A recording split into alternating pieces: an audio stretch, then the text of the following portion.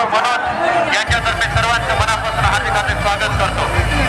पुढच्या लाईट पासून माझी वेब सैनिकांना विनंती आपण खाली उतरा. पुढच्या लाईट पासून आवाज जात नाही पाठीमागून चालतात ना.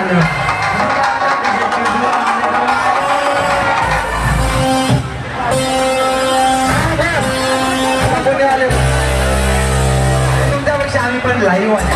आम्ही क्लास नाही लावतो. आम्ही पण प्रॅक्टिकल